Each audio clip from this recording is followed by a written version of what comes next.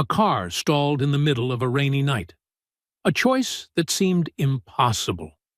That man, a single father struggling against accusations he had no strength to fight, was driving home after a double shift, body drained, eyes burning with exhaustion. Every dollar he earned was to keep his daughter from being placed in foster care. The road ahead blurred behind the curtain of rain, mirroring the chaos that was swallowing his life a little more each day. And then, in the darkness, he saw her.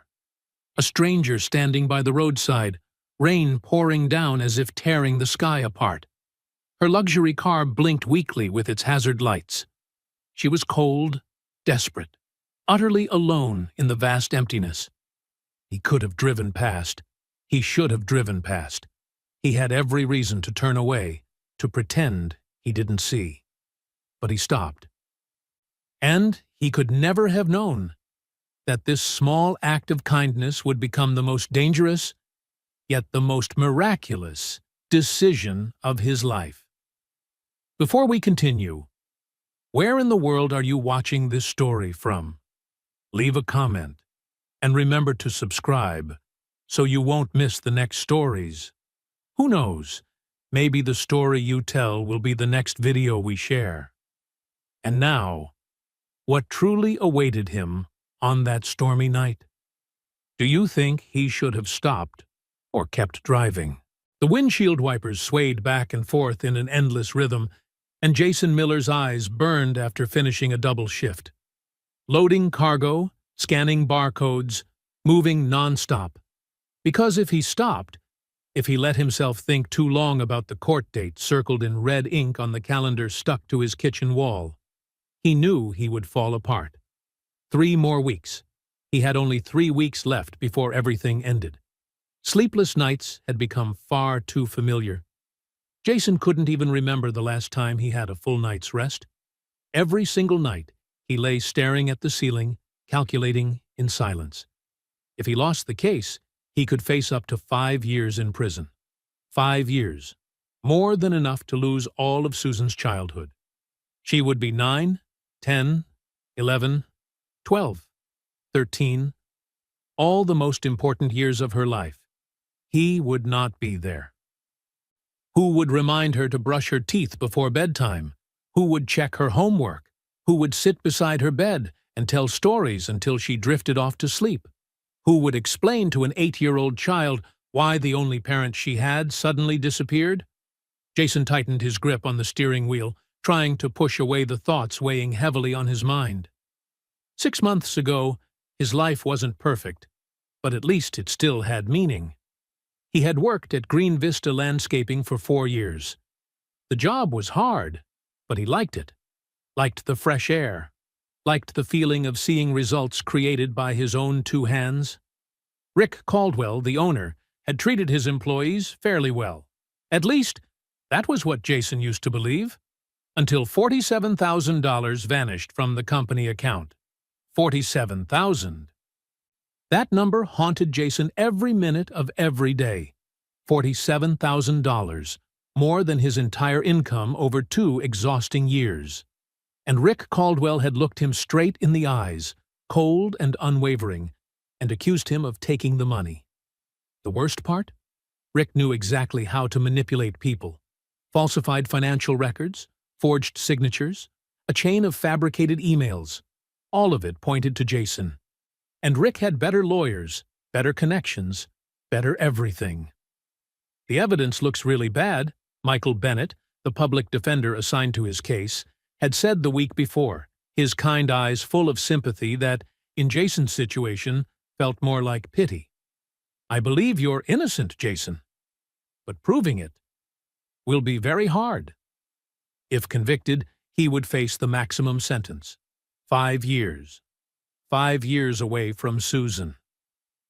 5 years for her to face the foster care system because her mother had left when she was only 2, leaving behind nothing but a messy scribble on a piece of paper. I wasn't born for this life. Jason had never blamed Laura. Not entirely. He understood that being a mother wasn't easy, especially when she was so young, so lost, unsure of what to do. But abandoning a 2-year-old child and a man who had never learned how to raise a kid? That he could never understand. For 6 years, Jason had raised Susan alone. Every day was a new challenge. How to tie a little girl's hair, how to explain things she needed to know as she grew up, how to teach her to become a strong girl, when he himself was still struggling with his own helplessness. But he tried. God, he tried with everything he had. And now, everything could be taken away by a man desperate to hide his own crime. Jason's car slowed down. Weak hazard lights blinked through the heavy curtain of rain. A luxurious red sedan stood on the shoulder of Charles River Parkway, the kind of car worth more than everything he had earned in 5 years of work. A woman stood beside it, her silhouette blurred in the downpour, hands frantically tapping at her phone. Jason's foot eased off the gas pedal on its own. "Just keep driving," a tired voice echoed in his head. "You're exhausted. She definitely has emergency services. Someone who drives a car like that surely has insurance, has money, has people who can help." But something in her posture, the way her shoulders trembled, he couldn't tell if from the cold or from despair, made his chest tighten. His mother's voice suddenly rang in his mind, so clear it made him swallow hard. As if she were sitting right beside him in the passenger seat. "The real you isn't who you are when everything is going well, Jason. It's who you are when life is falling apart." She had been gone for 3 years. Cancer. 8 months from diagnosis to the final day. Too quick. Never enough time. Never enough time with the people we love. She taught him that character mattered most. A man was defined by how he treated others when no one was watching. That kindness wasn't weakness. It was the only strength worth honoring. Jason's jaw tightened. His life had been shattered enough already. But maybe, right now was exactly when he needed to hold on to what his mother had taught him. His car came to a complete stop behind the red sedan. The rain slammed down like a wall of water the moment Jason stepped out of his car. His clothes, already soaked, were drowned again in the heavy downpour within seconds. He raised a hand as he approached, making sure she could see him clearly, each step slow and cautious. The woman turned around. Even through the blurred curtain of rain, Jason saw her body stiffen. Fear. She was afraid of him. Of course she was. A lone woman on a deserted road in the middle of the night, with a strange man walking toward her. Anyone would react that way. "Ma'am," Jason called, keeping a safe distance, making sure both of his hands were visible.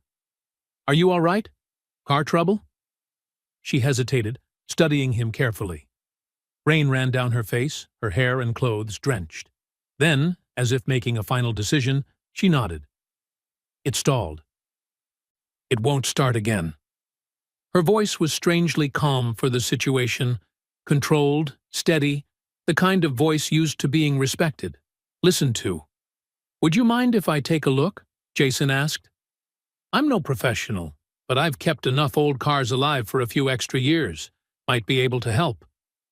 Another moment of hesitation, then she answered, "All right, I'd appreciate it." She opened the hood, and Jason stepped forward. Rain pounded against the back of his neck as he leaned over the engine. For a brief moment, he was grateful for the distraction. This was a problem he could handle. This didn't involve lawyers or courtrooms or the fear in his daughter's eyes. His fingers traced the wires and connections. Within minutes, he found the issue. "Your positive terminal's loose," he called over the roaring rain. "Probably got shaken by a pothole. Do you have a toolkit?" "No, I don't think so." Jason turned and ran back to his car, rain streaming down his face like a waterfall. He grabbed his toolkit from the trunk.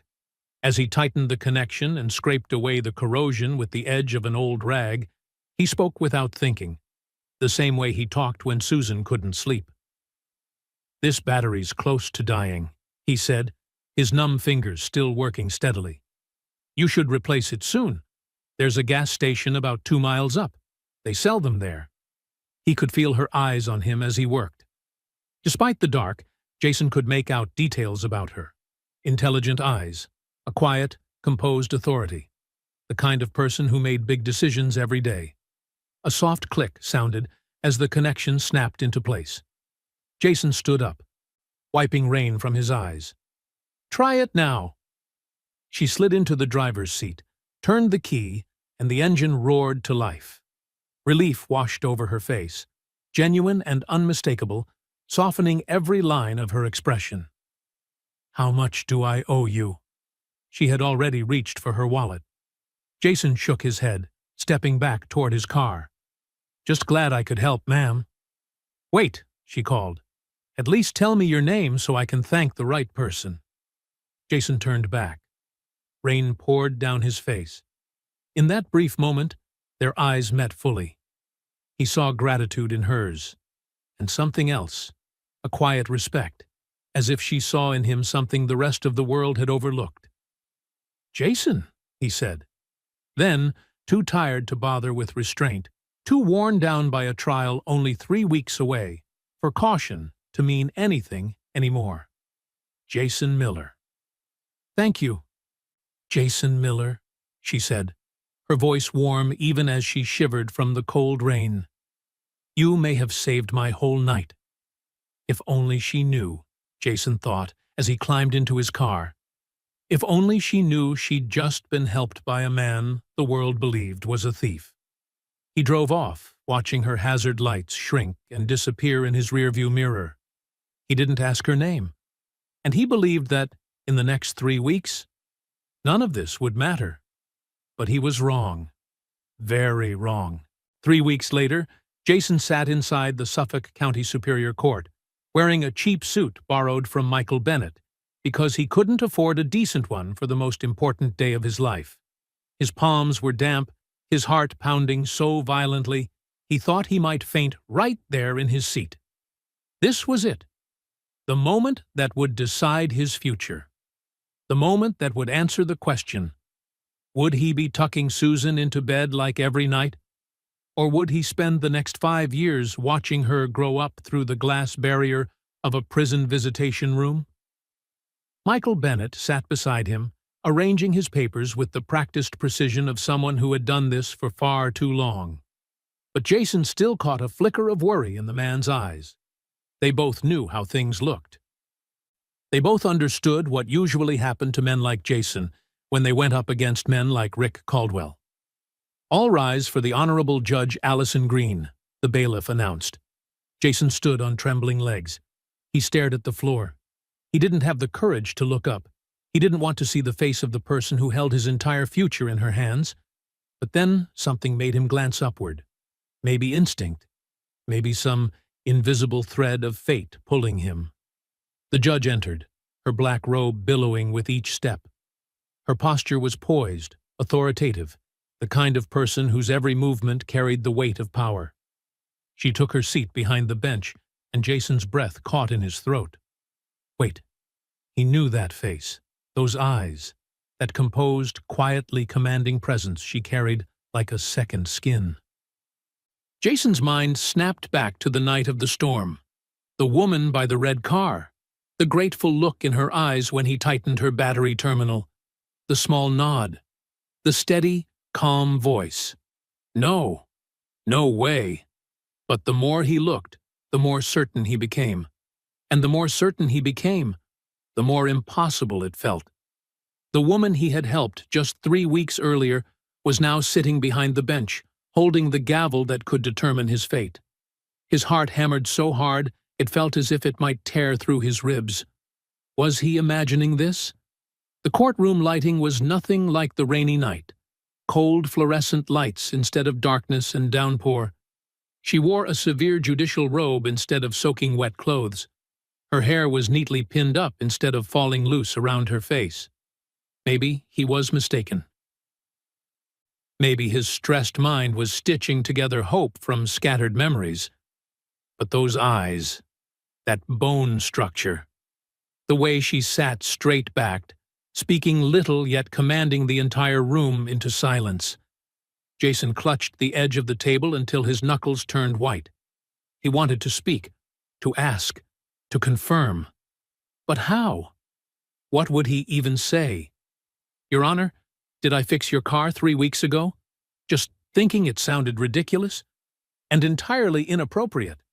He glanced toward Michael Bennett, but the attorney was still focused on the documents, completely unaware of the hurricane tearing through Jason's mind. The judge, Judge Green, the bailiff had said, continued reading the files, her expression perfectly neutral. If she recognized him, she didn't show it. Not a flicker, not a pause, not a single familiar look. Maybe it wasn't her. Maybe Jason was simply losing his grip on reality. The hearing began. Jason tried to focus, tried to hold on to every word from Prosecutor Andrew Collins and Bennett's response, but his mind kept drifting back to the face behind the bench, unable to break free. Too similar. Far too similar. But how could it be? What were the odds? Throughout the entire proceeding, Jason kept stealing glances at Judge Green, comparing the woman drenched in rain to the one holding his life in her hands. Each time he looked, he became more convinced it was her, and each time he told himself he must be losing his mind. Then something happened that made his heart stop. The prosecutor was presenting heavily photocopied financial documents when Judge Green leaned forward, her eyes sharpening as she examined them. "Mr. Collins, this is a photocopy," she said, her voice calm but firm. "Where is the original?" Jason's breath jammed in his chest. It was her. It had to be her. But through the entire exchange, she never looked at him. Not once. She gave no sign that she recognized him. Her expression remained totally professional as she questioned the prosecutor. "I have concerns about these documents," she said, her tone cold and precise. "The court will not proceed on a photocopy of a photocopy. Mr. Bennett, I'm granting your request for forensic authentication. We will reconvene when properly verified documents are provided." The gavel came down with a sharp, cracking strike. Jason flinched. As the courtroom shuffled to its feet, Jason remained frozen. Bennett was speaking into his ear, saying this was rare, that they had actually gotten lucky. But Jason barely heard a word. His eyes stayed locked on Judge Green as she gathered her files and stepped into her chambers. Was it her? Had the woman he'd helped on a cold, stormy night just saved him in return? Or was he simply so desperate that he was seeing hope where none existed? He wanted to believe it. God, he wanted to believe it so badly. But he wasn't sure. And that uncertainty would haunt him for the next 2 weeks. Allison Green leaned back against the door of her chambers, her hand trembling slightly as she pressed it to the cold wood. Her heart was racing so fast it was hard to breathe, her mind spinning from the magnitude of what had just happened. Jason Miller, the man who had stopped his car in a torrential downpour to help her. The man who had given her a tired smile, refused money, said his name, and disappeared into the night. She had seen the recognition in his eyes when she walked into the courtroom. She had seen the moment he froze, the flicker of confusion, hope, and doubt that crossed his face. He suspected it. But he wasn't sure. And she had given him absolutely no sign to confirm it. Allison's face had stayed perfectly neutral, because with even the slightest expression, the slightest acknowledgement that she knew him, she would have been forced to recuse herself immediately, and if she stepped away, the case would fall into the hands of Judge Charles Morton. Allison pressed her fingers to her temples. She had bent every ethical rule she had ever been taught.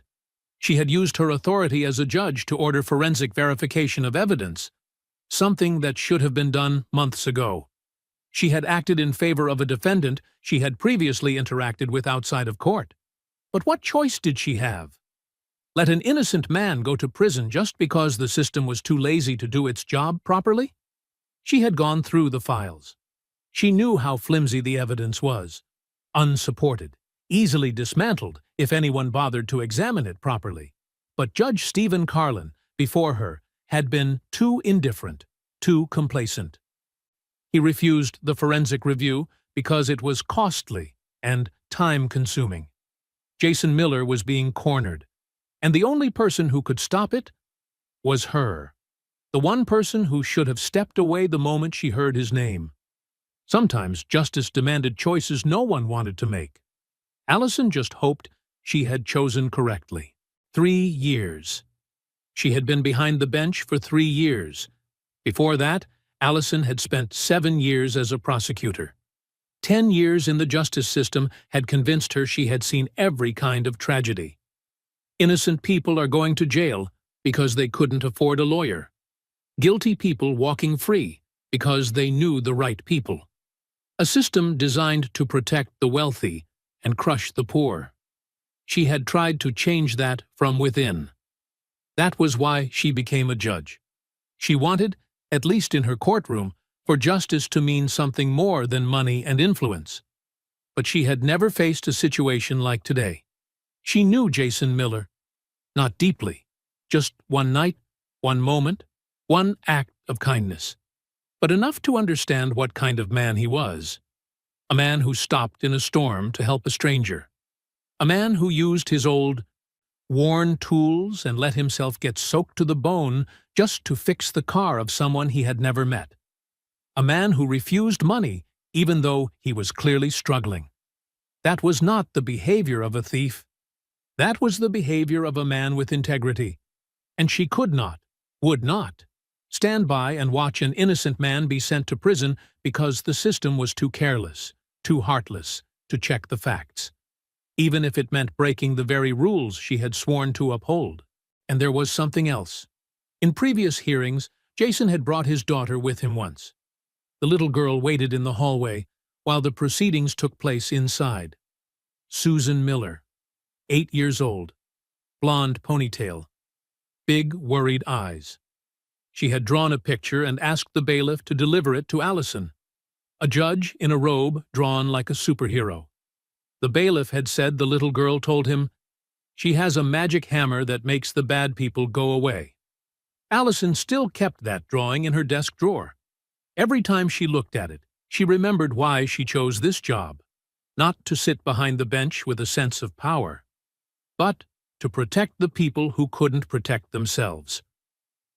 To make sure children like Susan Miller didn't lose their father simply because the system was too bureaucratic or too corrupt to do what was right. Allison opened the drawer and took out the drawing, the edges slightly wrinkled. "Magic hammer," she whispered. "All right, little one. I'll do my best." 2 weeks passed as slowly as 2 years. Jason lived like a shadow, moving through each day on autopilot. Working at the warehouse, picking up Susan from Mrs. Linda Baker's home, reading her a bedtime story, trying to keep their lives looking normal. But every night when the apartment fell silent, he lay awake. Was it really her? Did she recognize him? Was that why she ordered the forensic review? Or was he simply so desperate that he invented connections that didn't exist? Was he seeing miracles where there was only coincidence? "Daddy, you're thinking too loudly," Susan mumbled one night, half asleep. "It's keeping me up." "I'm sorry, sweetheart. Go back to sleep." "Is it about court?" "Yeah. Mrs. Baker says judges are fair. They help good people." "I hope so, Susan. I really hope so." But hope was a double-edged sword.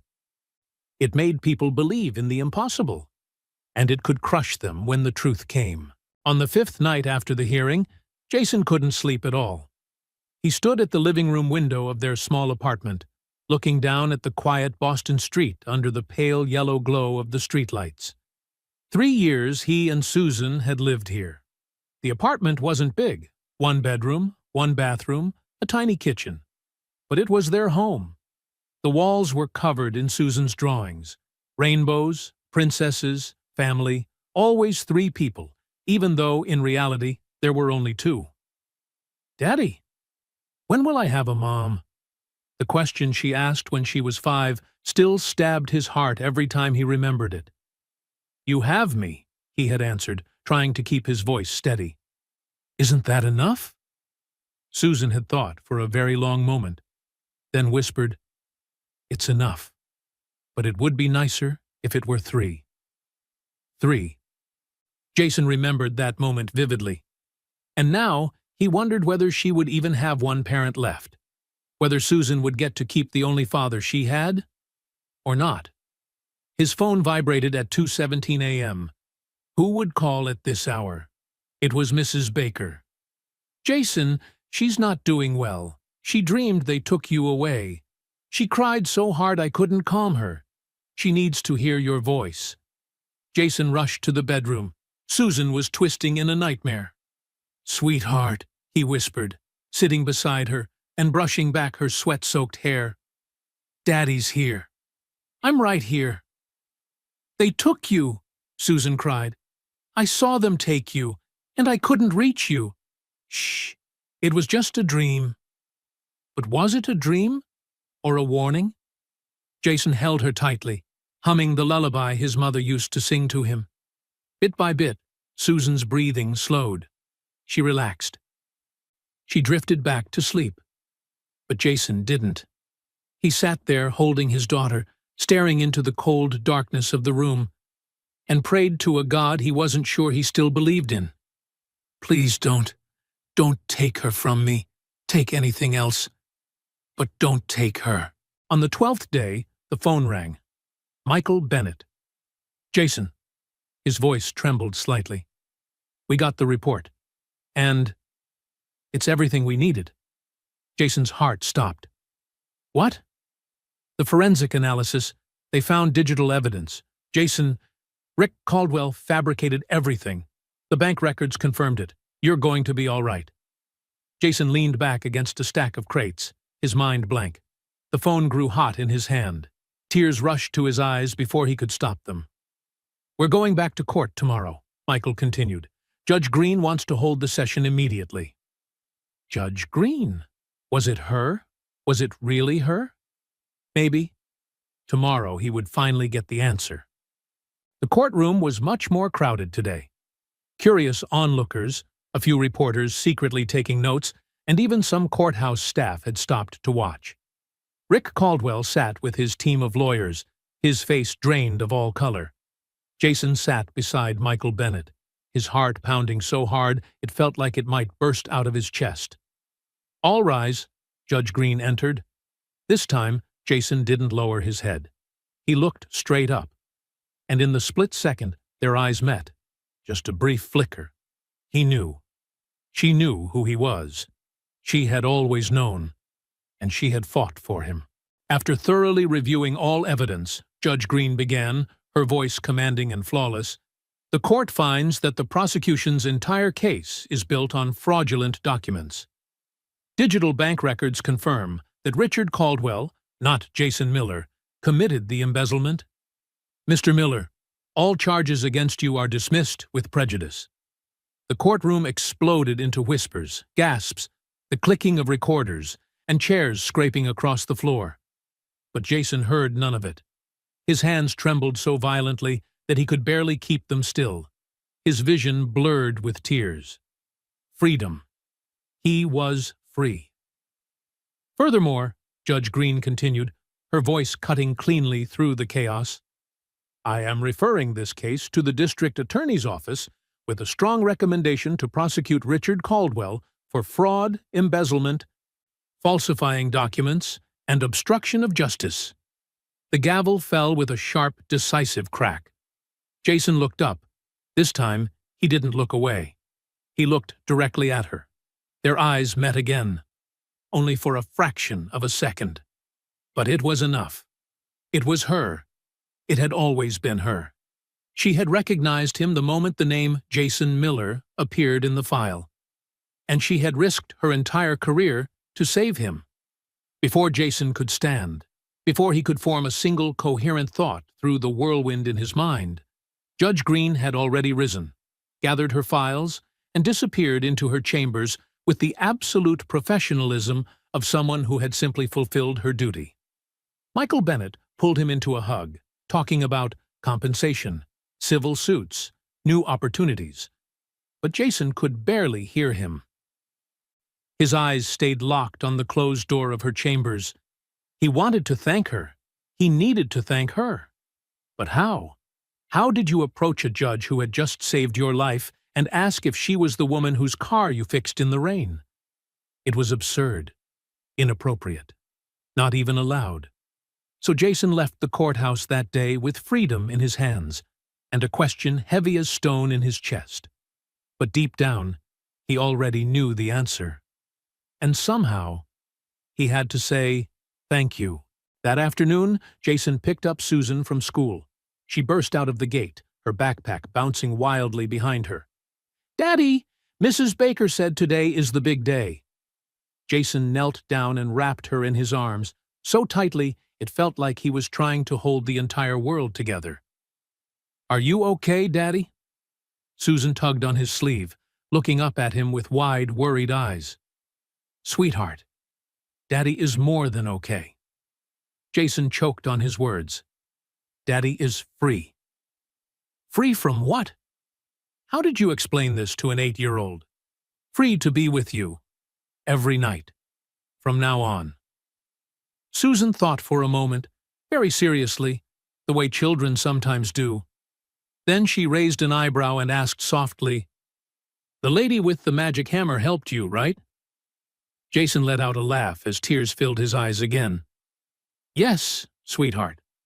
She did." "I like her," Susan declared. "Daddy does too," Jason thought. "Daddy does too." 6 weeks passed as gently as a dream. Jason found a new job at Boston Hardware and Supply. Better pay, easier hours, insurance that actually mattered. For the first time in years, he was home every evening to eat dinner with his daughter.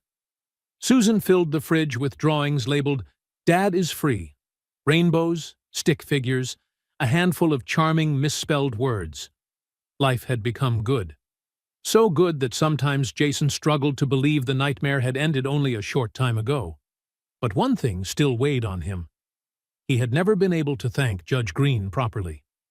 Never gotten confirmation of what he already knew in his heart. That she was the woman from the rain that night. That she had recognized him. That she had risked everything to save him. One Thursday afternoon, Jason was stocking shelves in aisle 7. Automotive supplies, strangely fitting since everything had begun here, when a voice behind him spoke. "Excuse me, do you know where the battery terminal connectors are?" Jason turned, and there she was.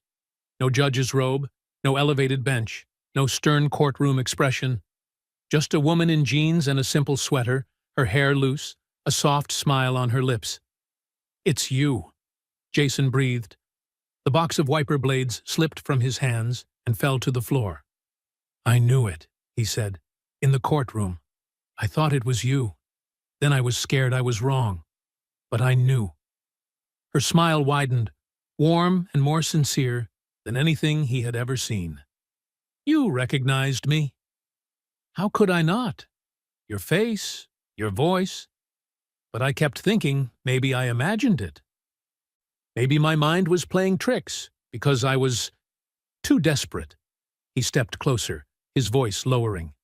"And you knew, all that time. You knew I was the one who fixed your car." "The moment I saw your photo in the case file," Allison said softly, "the coffee cup in my hand fell and shattered. But you couldn't say anything. If I acknowledged it, I would have had to recuse myself, and your case would have gone to Judge Morton." Jason closed his eyes as the realization washed over him. "And Judge Morton would have convicted me." "Almost certainly. He has a 94% conviction rate and very little patience with public defenders." Jason looked at her, his voice tight. "So you risked everything for me. Your career, your reputation, your position." "I could lose my judgeship if anyone found out," Allison said quietly, truthfully. "I broke about 12 ethical guidelines, but if I had to do it again, I would." They stood together in the middle of the hardware store, between boxes of screws, cans of paint, coils of extension cords, and the moment felt almost sacred. "Why?" Jason asked. Why would you risk so much for someone you met only once in the rain? Because that one meeting, Allison replied, told me everything I needed to know about you. She looked at him, her eyes unwavering. The man who stopped his car in a storm to help a stranger, who used his own old, worn-out tools, who refused money even though he clearly needed it. That is not someone who steals from others. That is someone with integrity. I wasn't going to let a man like that go to prison just because the justice system was lazy or irresponsible. Jason felt his eyes sting. You saved my life. You saved my daughter from losing her father. You helped me first, Allison said softly. You had every reason to keep driving that night. Exhaustion, fear, worry about your trial. But you still stopped. You showed me something I was afraid the world had lost. Pure kindness. I didn't even know your name, Jason whispered. I know, Allison smiled gently. I realized that later. You told me yours, Jason Miller. But you didn't ask for mine, and I didn't give it. If you had, would things have been different? I don't know, she admitted. Maybe. But maybe everything unfolded exactly as it was meant to. A warm silence stretched between them. Then Allison spoke softly. One more thing. During the hearing, your daughter came once. She had to wait in the hallway. Jason nodded. Susan. Mrs. Baker was sick that day, and I had no one else to watch her. Allison's smile turned tender. She drew a picture for me. She asked the bailiff to bring it in, a judge with a superhero cape. She told him I had a magic hammer that made bad people disappear. Despite the heaviness of the story, Jason laughed, a real laugh, full of relief. She thinks your gavel is real magic. She told her whole class about the kind lady with the magic hammer who saved her dad. I'd like to see more of her drawings, Allison said, then gathered her courage and added, maybe over coffee, if that's allowed, now that the case is closed. Jason felt his heart leap, a feeling both new and familiar, warm and deep. It's allowed, he said, voice thick with emotion. And honestly, I'd really like that. That Saturday, Jason took Susan to the cafe. He had told her that Miss Allison wanted to see her drawings, and Susan spent the entire morning choosing which ones to bring, then changed outfits 4 times as if preparing for some grand award ceremony. Is she the lady with the magic hammer? Susan asked while standing on her tiptoes. Yes. Is she pretty? Very. Is she nice? The nicest. Then I'm going to wear my princess dress, the yellow one.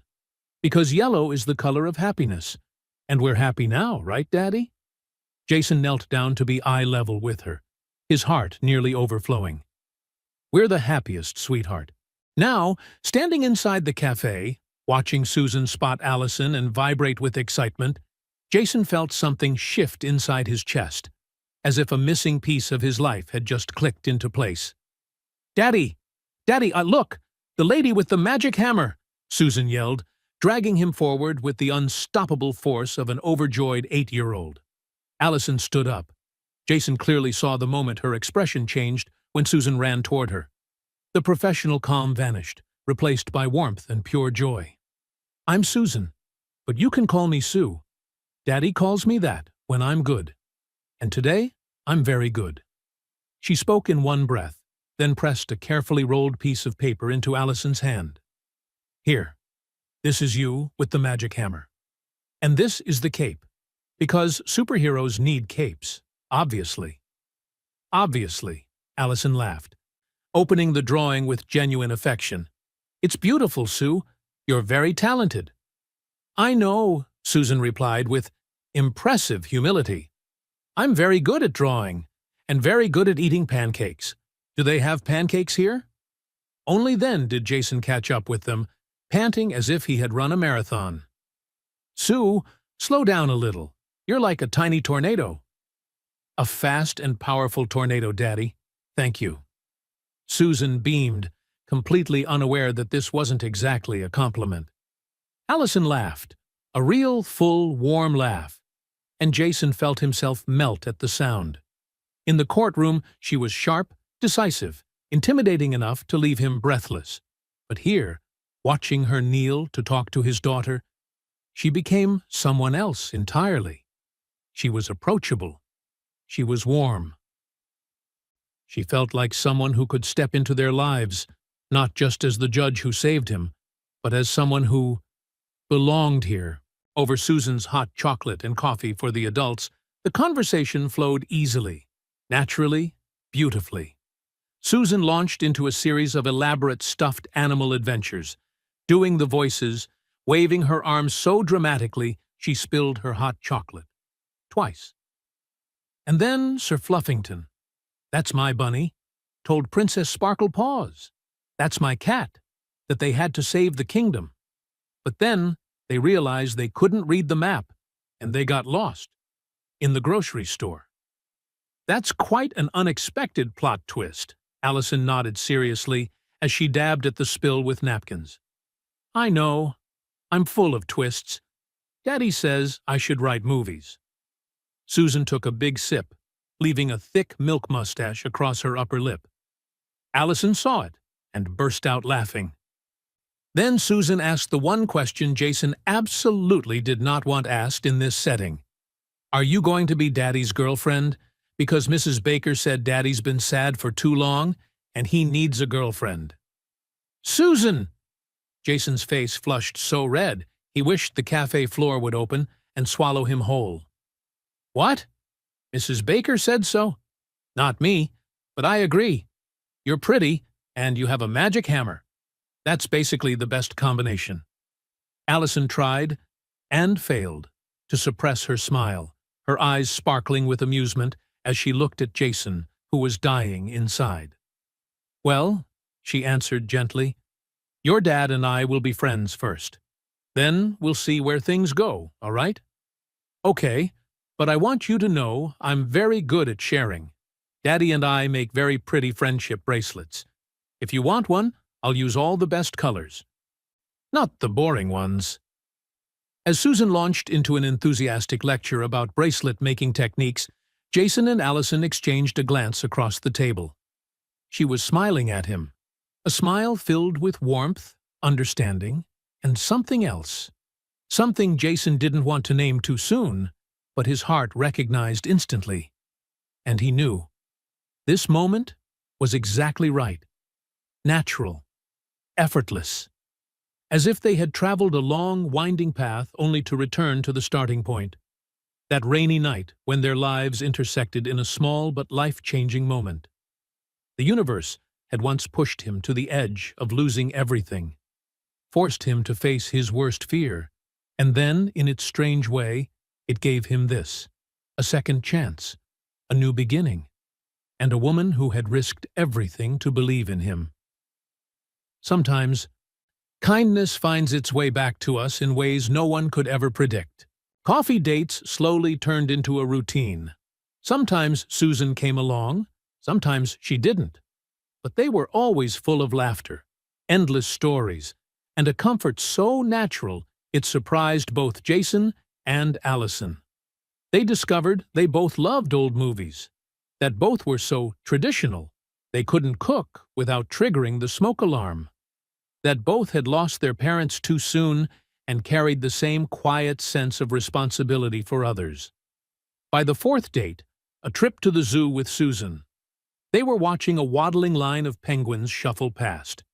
Susan had already sprinted toward the sea lion exhibit, her yellow jacket bright against the gray winter day.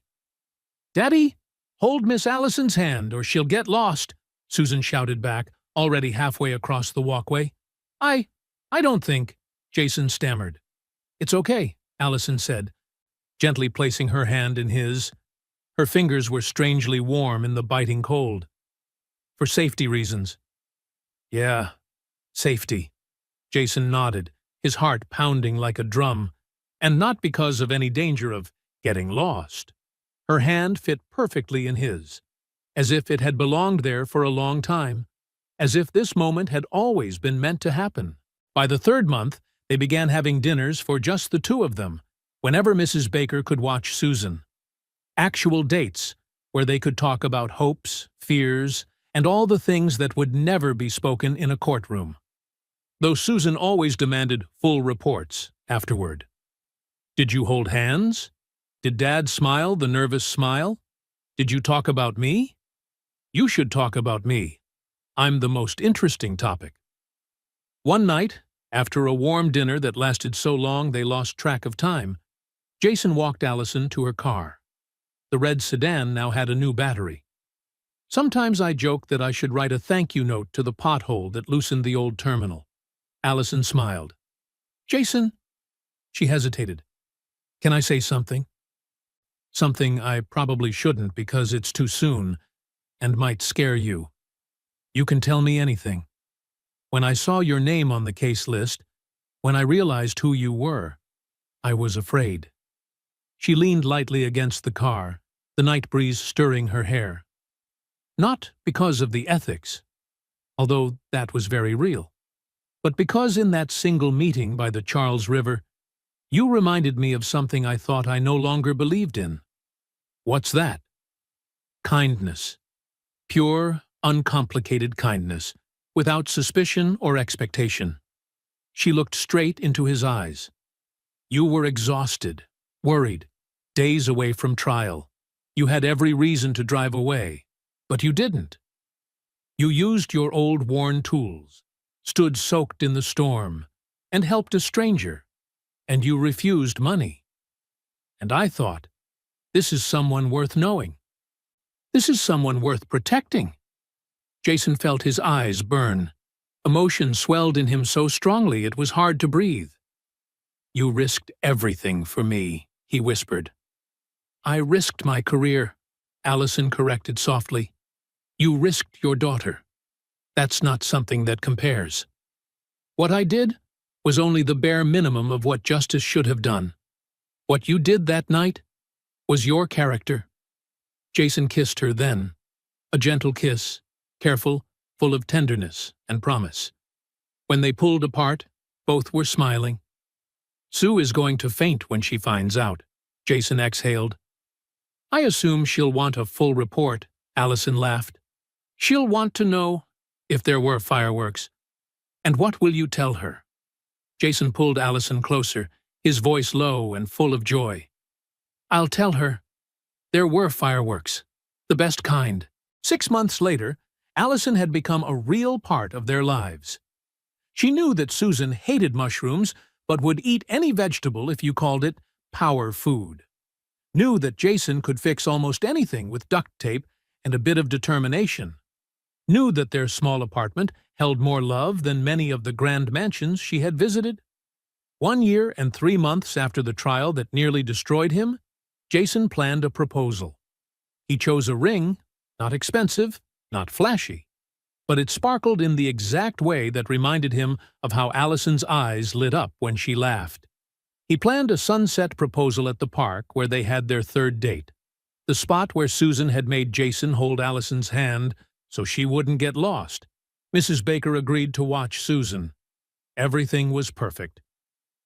Except for one thing, Susan could not keep a secret, not for 5 minutes. At the park that day, they had just reached the exact spot where Jason intended to kneel when Susan, who was supposed to be at home, jumped out from behind a tree and shouted, Daddy, are you going to ask her to marry us? The ring made your pocket hot. Mrs. Baker said so. Allison raised a hand to her mouth. Her eyes widened, shocked, emotional, undone. Jason stared at his daughter, who was bouncing like a spring, utterly unapologetic. Sue, you were supposed to stay with Mrs. Baker. This was supposed to be a surprise. Me and Mrs. Baker decided I should be here for the big moment. Sorry about the surprise, but surprises are hard. It's like trying not to laugh when someone says the word but. You just can't always do it. A few people in the park began turning around. Some took out their phones. Jason flushed so hard he wished the earth would swallow him. But Allison was laughing and crying at the same time. When their eyes met, she nodded. So Jason knelt, right there in the middle of the crowded park, with Susan bouncing beside him and a gathering of curious strangers forming a circle. "Allison Green," he said, opening the ring box with trembling hands. "You saved me in more ways than you know. You saw me when I was invisible. You believed me when no one else did. You looked at my rusty toolbox and saw character instead of poverty. You looked at my slightly chaotic daughter." "I'm not chaotic. I'm enthusiastic," Susan cut in proudly. "My enthusiastic daughter," Jason corrected, trying not to laugh. "And somehow, you loved both of us. You made us a family. You made us whole. You showed us that sometimes the stranger you help in the rain becomes the light that saves you both. So, will you marry us? Say yes! Say yes! I already picked my bridesmaid dress. The yellow one!" Susan cheered. Allison burst into tears, but her smile shone so brightly it felt like it lit up the whole park. "Yes, yes to both of you, forever." Susan threw her arms around Allison so hard she nearly knocked her over. "I knew it! I told Daddy you'd say yes. Mrs. Baker owes me $5.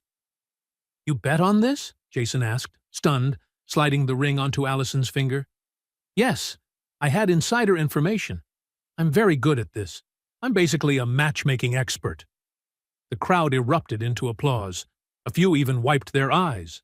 An older woman shouted, "That's the cutest proposal I've ever seen." "Thank you. I helped plan it." Susan waved like she'd just won an Oscar.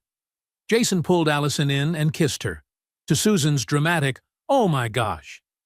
And as soon as they parted, Susan asked, "So now, can we get ice cream?"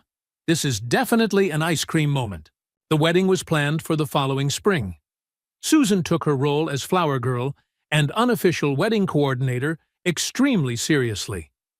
So seriously that she made an impossibly long checklist and insisted on rehearsing. Repeatedly. "We have to practice, Dad. What if I forget how to toss the petals? What if I throw too hard and they hit someone in the face? The wedding photos will be ruined." "I think you'll do great." "I know I'll do great. I'm just being thorough. Professionals have to be." The wedding day arrived with that perfect kind of spring weather. The gentle, forgiving sunlight that makes everything look like it's beginning anew.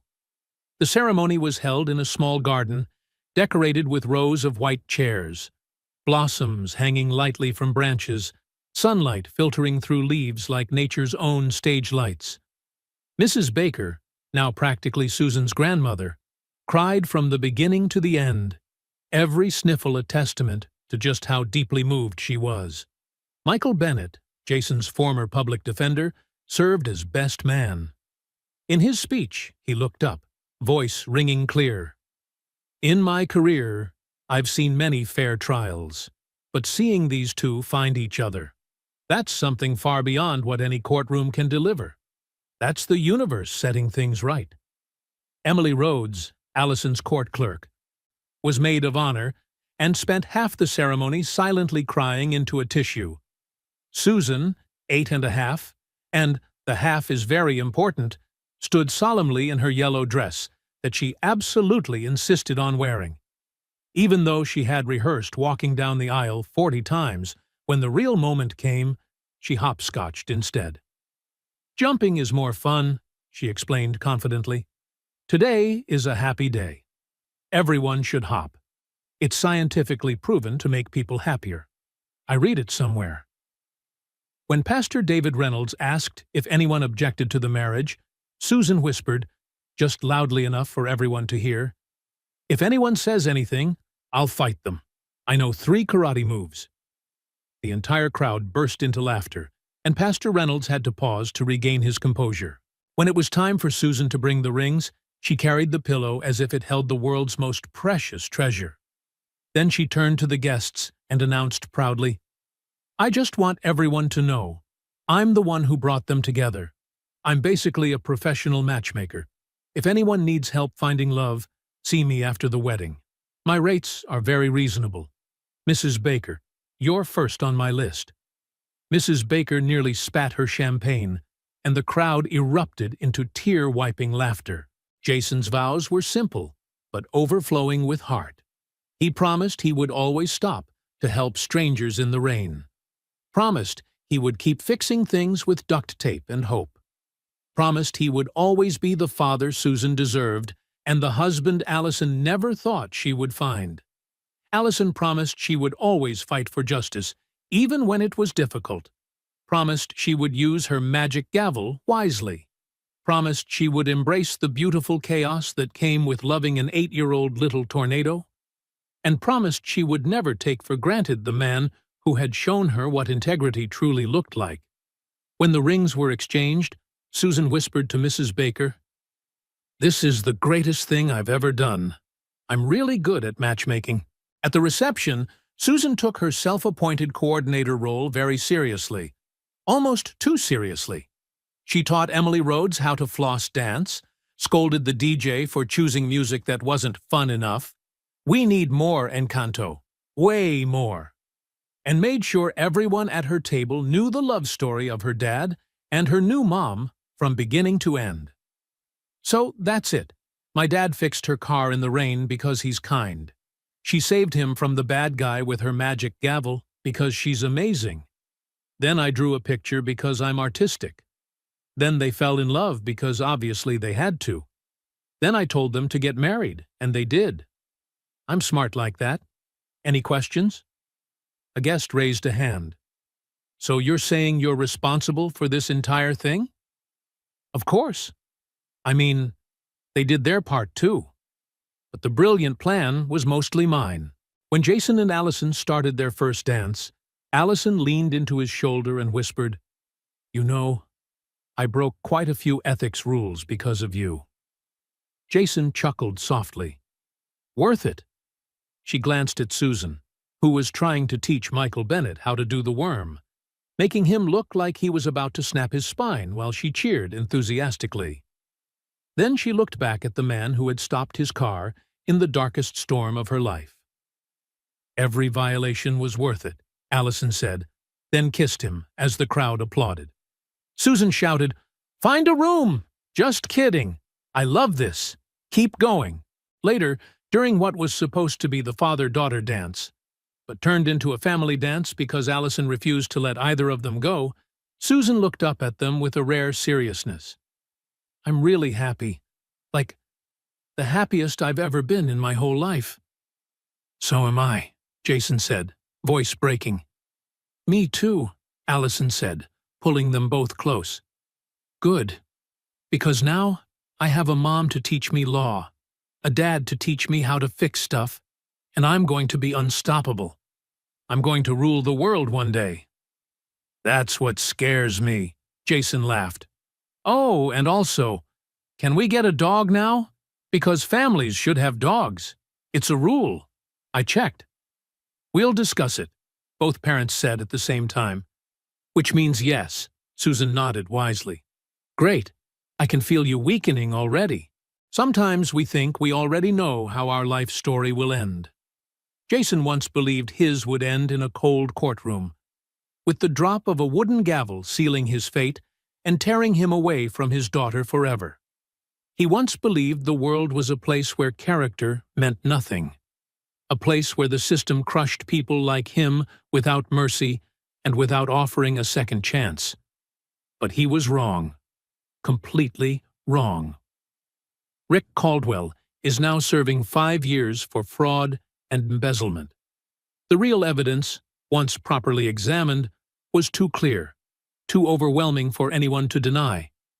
Justice was finally served, even if it had to take a path rarely found in law textbooks.